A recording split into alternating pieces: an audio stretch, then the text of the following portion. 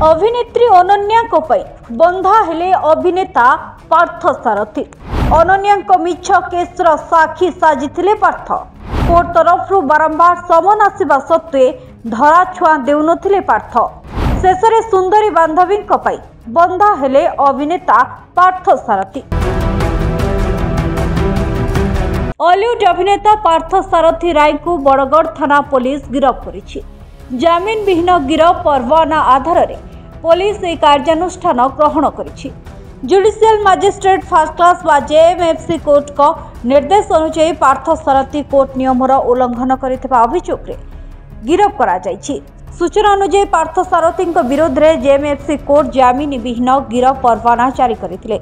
ए अभियोगर विस्तृत विवरणी स्पष्ट न होइथिले मध्य कोर्टर नियम उल्लंघन सह जड़ित एक मामला रे एही कार्यानुष्ठान होइथिबा जणा पड़िछि। गिरफ परे पार्थ सारथी को बड़गड़ थाना पुलिस कोर्ट चालान करिछि।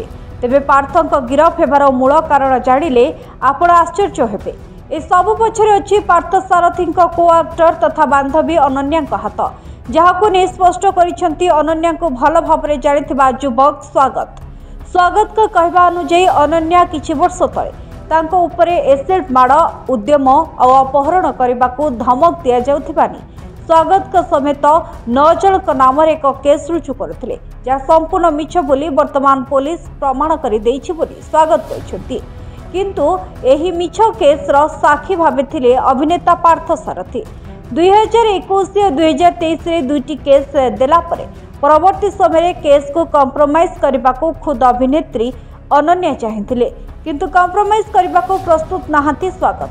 तेबे घटनार तदंत पई बारंबार पार्थ को डका जाइथिले मध्य एथिरे सहयोग करू नहांती पार्थ। दीर्घ 6 मास हेब समय अभावर आड़ देखाई आसुथिले।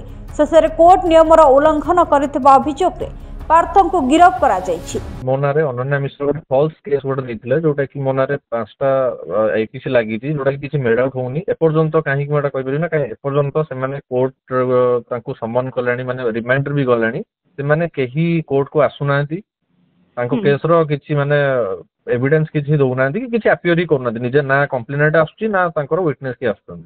अच्छा, सेथरे विटनेस पडिथिले पार्थ सारथी अनन्या मिश्र से कारण केस लागि अनन्या मिश्र को आउ चरित्र संहार सेटा मोर पेपर रे भी बाहर थिला। मो फॉरवर्ड भी हेतली सेई टाइम रे, एन पुलिस माने मोर जो आस्थिले मते घर बसी की पुलिस राते 2टा रे मते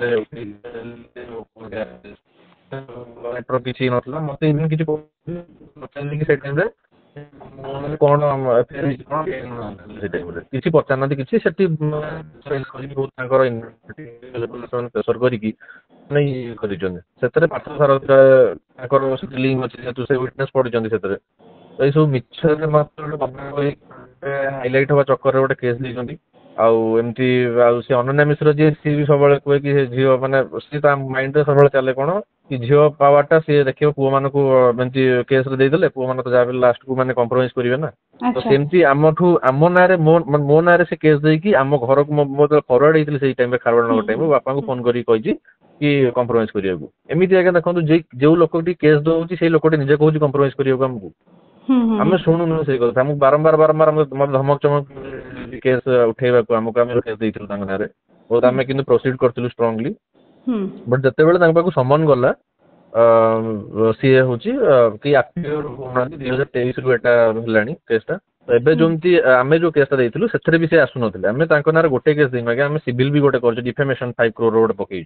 सेथरे पार्थ सारथी खाली नांती 8 जण अछंती। क्रिमिनल केस गोटे पकेइ 10 जण अछंती। ता सहित गोटे एडिटर भी गोटे अछि हमर गोटे एडिटर अछंती गोटे न्यूज चैनल रो जोटा कि मु कहबी बड़गड़ गोटे अनन्या मिश्र मन 2टा केस देइची। आउ ता अनन्या मिश्र माँ जे मनीषा मंजरी मिश्र से भी जने आर्टिस्ट सी मो बाबा नारे मो नारे देइछन 3टा केस टोटाली। किंतु मु 2 थर फॉरवर्ड हेजी। थर्ड टाइम जो केस देइथिले बड़गड़ रे सेटा तांको माँ देइथिले मनीषा मंजरी मिश्र, दूसरे कि मो बाबा नारे मो नारे देइथिले। पुलिस सेठी इन्वेस्टिगेशन करिकि हमको फाइनल फॉर्म देइछन। मु आपन को सेटा भी प्रूफ देइ परिबी। इवन आपन एटा हमें कोर्ट रे भी देइछु से एविडेंस ता। ता बाद भी 30 तारीख दिन जो बाहर होची माने हमर नार फाइनल फॉर्म हेजी। कि 31 तारीख दिन अनन्या एसु पार्थ एमान सब मिसी कि मोनारे डिफेमेटरी आर्टिकल सब पब्लिश करिछन। तो निहाती पार्थर कोना कोटे इन्वॉल्वमेंट अछि। कम्प्लीटली कह गले सी फल्स केस पड़ी एमती माने कम्प्लीट साहय सुजोग करी लिंक अच्छी आज्ञा। तेरे स्वागत का कथारे केते सत्य सत अछि कहार साथ देउछि आईन आउ पार्थ केबे मुकुळुछंती ताकू ही अपेक्षा। ब्यूरो रिपोर्ट चर्चा न्यूज।